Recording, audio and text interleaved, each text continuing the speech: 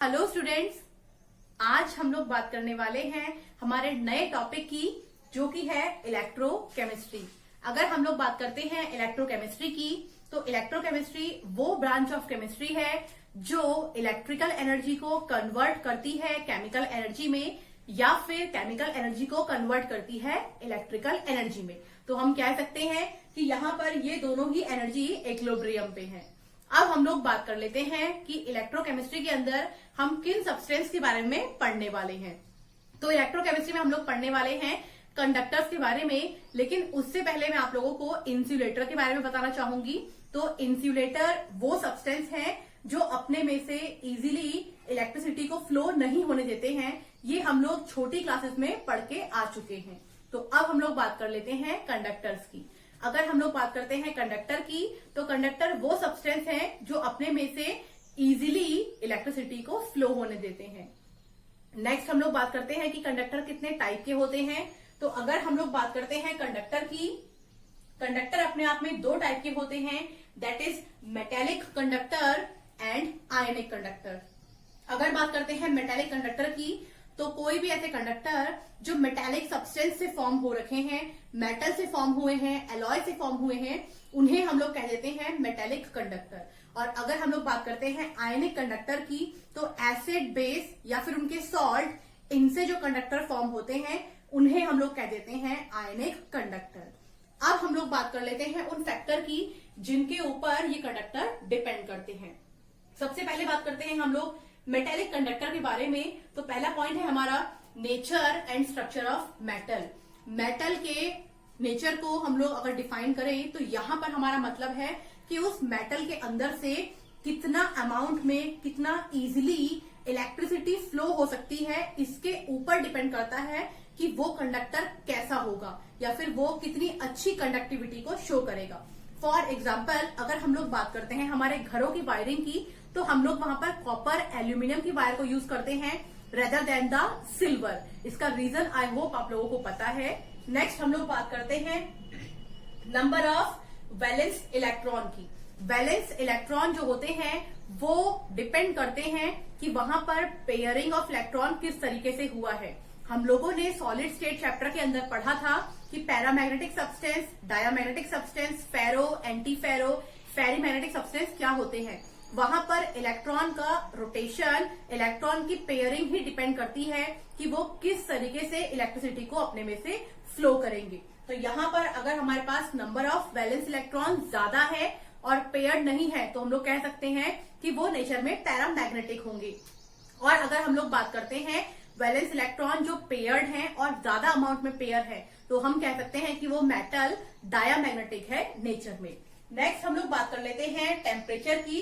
Temperature का भी एक बहुत बड़ा रोल होता है कंडक्टेंस में। जैसा कि मैंने फर्स्ट पॉइंट में बात किया था, सिल्वर जो मेटल होता है उसका रेजिस्टेंस बहुत लो होता है, और साथ में अगर और मेटल्स की बात करें, फॉर एग्जांपल कॉपर, एल्यूमिनियम और बहुत सारे मेटल्स, उनका रेजिस्टेंस बहुत ही हाई होता है। तो सिल्वर से जब इलेक्ट्रॉन को हम लोग फ्लो करेंगे और वो कंटिन्यूअसली फ्लो हो रहे हैं, तो थोड़े टाइम बाद silver metal due to the effect of temperature melt होना स्टार्ट कर देगी, जो कि और मेटल नहीं कर पाती है। यही रीजन है कि हम लोग सिल्वर को नहीं चूज करते हैं for wiring rather than the other metals. अब हम लोग बात करते हैं हमारे नेक्स्ट पॉइंट की, that is density of the metal. हमें पता है डेंसिटी डायरेक्टली प्रोपोर्शनल होता है उसके मास के और इनवर्सली प्रोपोर्शनल होता है उसके वॉल्यूम के। मेटल की डेंसिटी जितनी ज्यादा होगी उसकी कंडक्टेंस भी उतनी ही ज्यादा होगी।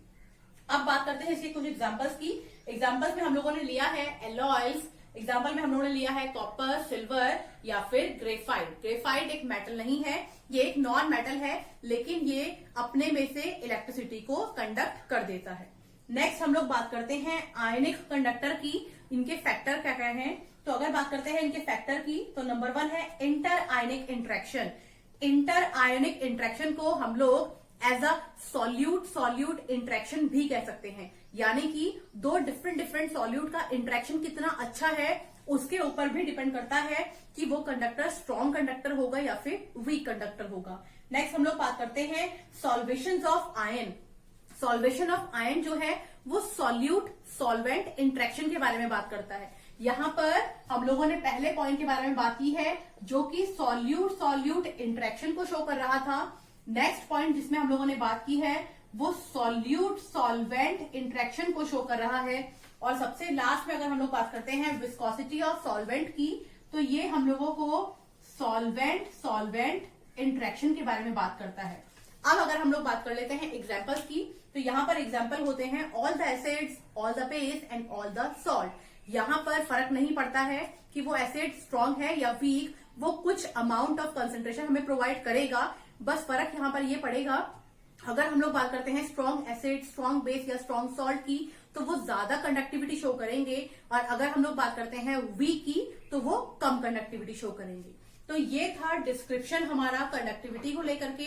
अब हम लोग बात कर लेते हैं कुछ यूजफुल फॉर्मूला की, जो इस चैप्टर के अंदर हम लोग यूज करने वाले हैं। सबसे पहले हम लोग बात करेंगे इलेक्ट्रिक करंट की। तो सबसे पहले हम लोग बात करते हैं इलेक्ट्रिक करंट की। इलेक्ट्रिक करंट को हम लोग शो करते हैं आई से। फॉर्मूले को अगर हम लोग लिखें तो आई इक्वल टू होता है dq अपॉन dt। जहां पर हम लोग बात करें dq की, तो वो होता है हमारा इलेक्ट्रिक चार्ज, और अगर हम लोग बात करते हैं dt की, तो वो होता है हमारा टाइम इंटरवल। तो I इज इक्वल टू होता है dq अपॉन dt। अगर हम लोग बात करते हैं यूनिट ऑफ I, तो यूनिट ऑफ I रहता है हमारा एम्पियर। ये हम लोग पहले भी पढ़ के आ चुके हैं। नेक्स्ट हम लोग बात कर लेते हैं ओम्स लॉ की। अगर हम लोग बात करते हैं ओम्स लॉ की, तो ओम्स लॉ हमें कहता है कि potential difference of a substance is directly proportional to the flow of current through them. कितना पोटेंशियल डिफरेंस है और कितना इलेक्ट्रिक करंट उसमें से फ्लो हो रहा है, वो दोनों आपस में प्रोपोर्शनल होते हैं। प्रोपोर्शनलिटी को हटाने के लिए हम लोग एक कांस्टेंट यूज करेंगे। तो कांस्टेंट हमारे पास हो जाएगा V is equal to R I. यहां पर अगर हम लोग बात करते हैं R की, तो यहां पर R होता है हमारा रेजिस्टेंस। अब अगर हम लोग बात करते हैं यूनिट ऑफ रेजिस्टेंस की, तो यूनिट रेजिस्टेंस के लिए होती है ओम। तो ये बात कर ली हम लोगों ने रेजिस्टेंस की। अब हम लोग बात करते हैं कि रेजिस्टेंस से हम लोग स्पेसिफिक रेजिस्टेंस को किस तरीके से निकाल सकते हैं। तो अगर हम लोग बात करते हैं रेजिस्टेंस की, तो हम कह सकते हैं कि R प्रोपोर्शनल होता है L के, या फिर हम लोग कह सकते हैं कि R इनवर्सली प्रोपोर्शनल होता है area of that metal. R directly proportional हो जाएगा लेंथ ऑफ दैट मेटल या फिर substance, and R inversely proportional हो जाएगा section area of that substance या फिर मेटल। इन दो इक्वेशंस को अगर हम लोग इक्वेट कर लें, तो R प्रोपोर्शनल हो जाएगा L अपॉन A के। प्रोपोर्शनलिटी को हटाने के लिए हम लोग एक कांस्टेंट यूज करते हैं, तो वैल्यू बन जाएगी R equal to rho L upon A। यहां पर ये वर्ड है हमारा रो, और इसको हम लोग कह देते हैं स्पेसिफिक रेजिस्टेंस। अगर हम लोग बात करते हैं रो की, तो रो की यूनिट अगर हम लोग निकालें, तो ये हो जाएगा R into A upon L is equal to rho. हमने पढ़ा है कि R की यूनिट होती है ओम, एंड A यहां पर हमारा क्रॉस सेक्शन एरिया है, जिसकी यूनिट हो जाएगी metre square, divide by L होता है हमारा लेंथ। मीटर से मीटर को डिवाइड करेंगे, तो रो की हमारे पास यहाँ पर यूनिट बन के आएगी ओम मीटर। तो ये यूनिट हम लोगों ने फाइंड आउट की है रो के लिए। अब हम लोग बात कर लेते हैं कंडक्टेंस की। कंडक्टेंस को हम लोग डिनोट करते हैं C से। इसके लिए फॉर्मूला हो जाता है C is equal to 1 upon R, जहां पर R है हमारा रेजिस्टेंस। अगर हम लोग बात करते हैं यूनिट की, तो यूनिट हो जाएगी 1 अपॉन ओम, जिसको हम लोग लिख सकते हैं ओम इनवर्स। अब हम लोग बात करते हैं कि कंडक्टेंस से हम लोग स्पेसिफिक कंडक्टेंस को किस तरीके से फाइंड आउट कर सकते हैं।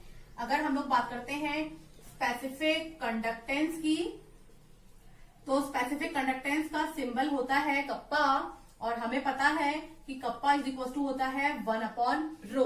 हम लोगों ने अभी यहाँ पर वैल्यू फाइंड आउट की थी रो की, जहां हम लोगों ने बताया था कि R is equal to rho L upon A। यहां से रो की वैल्यू आई थी RA अपॉन L। हम इस वैल्यू को अगर यहाँ पे पुट करते हैं, तो कप्पा इज इक्वल टू निकल के आएगा 1 अपॉन RA इंटू L। यहां से अगर हम लोग बात करते हैं यूनिट की, तो कप्पा इज इक्वल टू हो जाएगा लेंथ की यूनिट रहेगी मीटर, R रहेगा हमारा ओम, और A रहेगा हमारा cross section area, that is metre square.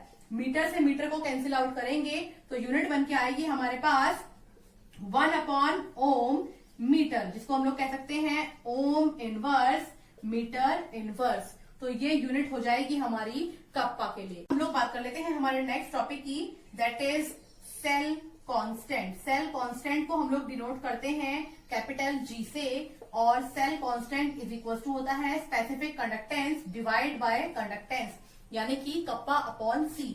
इस फॉर्मूले की हेल्प से हम लोग किसी भी सेल के लिए सेल कांस्टेंट को फाइंड आउट कर सकते हैं। हम लोग बात कर लेते हैं मोलर कंडक्टिविटी की, जिसको हम लोग डिनोट करते हैं डेल एम से। तो अगर हम लोग बात करते हैं मोलर कंडक्टिविटी की, तो इसको हम लोग समझ सकते हैं। यहां मैंने एक बीकर बनाया है जिसके अंदर 2 इलेक्ट्रोलाइट को हम लोगों ने यूज किया है एंड 2 इलेक्ट्रोड्स को हम लोगों ने यूज किया है। तो अगर हम लोग बात करते हैं मोलर कंडक्टिविटी की, तो molar conductivity is defined as the conductance of a solution in which 1 mole of a electrolyte is used between 2 parallel electrodes. तो 2 इलेक्ट्रोड के साथ हम लोगों ने 1 मोल ऑफ इलेक्ट्रोलाइट को यूज किया है। वहां से हम लोग उस 1 मोल ऑफ इलेक्ट्रोलाइट के लिए उसकी मोलर कंडक्टिविटी को फाइंड आउट करते हैं। अगर हम लोग बात करते हैं फॉर्मूले की, तो del M is equal to होता है कप्पा इंटू वी एम, जहां पर डेल एम है हमारा मोलर कंडक्टिविटी, कप्पा है हमारी स्पेसिफिक कंडक्टेंस एंड वी है हमारा वॉल्यूम ऑफ द सॉल्यूशन। क्योंकि यहाँ पर हम लोग कंसंट्रेशन की बात कर रहे हैं, तो हम कह सकते हैं कि V M is equal to हो जाएगा 1000 upon capital M. Capital M से मेरा मतलब है मोलैरिटी। इस वैल्यू को अगर हम लोग यहाँ पर पुट करते हैं तो इक्वेशन बन के आएगी lambda M is equal to kappa into 1000 upon capital M. तो ये हो जाएगा हमारा फॉर्मूला फॉर मोलर कंडक्टिविटी। अगर हम लोग बात करते हैं इसकी यूनिट की, तो lambda M is equal to kappa into V M. Kappa की यूनिट होती है ओम इनवर्स सेंटीमीटर इनवर्स, और वॉल्यूम के लिए हम लोग यहाँ पर यूज कर सकते हैं सेंटीमीटर क्यूब मोल इनवर्स, क्योंकि हम लोगों ने कहा था कि वॉल्यूम की जगह पे हम लोग 1000 अपॉन एम को पुट कर रहे हैं। अगर हम लोग यहाँ से वैल्यू निकालते हैं तो lambda M is equal to हो जाएगा ohm inverse centimetre square mole inverse. ये थी यूनिट हमारी मोलर कंडक्टिविटी की। नेक्स्ट हम लोग बात करने वाले हैं इक्विवेलेंट कंडक्टिविटी की। अगर हम लोग बात करते हैं इक्विवेलेंट कंडक्टिविटी की, तो इसको हम लोग डिनोट करते हैं डेल इक्विवेलेंट से। इक्वेशन एंड इसकी डेफिनेशन बिल्कुल सेम रहने वाली है, बस यहाँ पर वर्ड चेंज होंगे। हमने यहाँ पर 1 मोल ऑफ इलेक्ट्रोलाइट को यूज किया था, जबकि हम यहाँ पर 1 इक्विवेलेंट मोल्स 1 इक्विवेलेंट ग्राम्स की बालों को moles and equivalent gram moles के बीच में डिफरेंस समझाया था। आप उसे वहां से चेक कर सकते हैं। यहां से अब हम लोग बात करते हैं इसके फॉर्मूले की, तो lambda equivalent is equal to हो जाएगा kappa into volume equivalent. Same हम लोग यहाँ पर वॉल्यूम के लिए इक्वेशन को पुट करेंगे, जो कि हो जाएगा 1000 अपॉन कैपिटल एन। क्योंकि हम लोगों ने इक्विवेलेंट ग्राम्स को नॉर्मेलिटी के लिए यूज किया था, इसीलिए हम लोग इस फॉर्मूले के अंदर नॉर्मेलिटी वर्ड यूज कर रहे हैं। तो यहां से फॉर्मूला बन जाएगा lambda equivalent is equal to kappa into 1000 upon capital N. तो ये बात की हम लोगों ने फॉर्मूले की।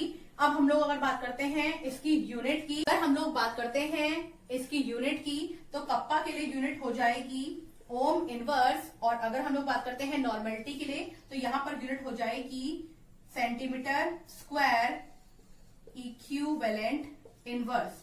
तो ये यूनिट हो जाएगी हमारी लैम्डा इक्विवेलेंट के लिए। तो आज हम लोगों ने बात की है कुछ फॉर्मूले जो यूज होने वाले हैं इलेक्ट्रोकेमिस्ट्री के अंदर। आगे आने वाले वीडियोस में हम लोग इन फॉर्मूलेस के ऊपर कुछ न्यूमेरिकल सॉल्व करेंगे। आज के लिए इतना ही, थैंक यू।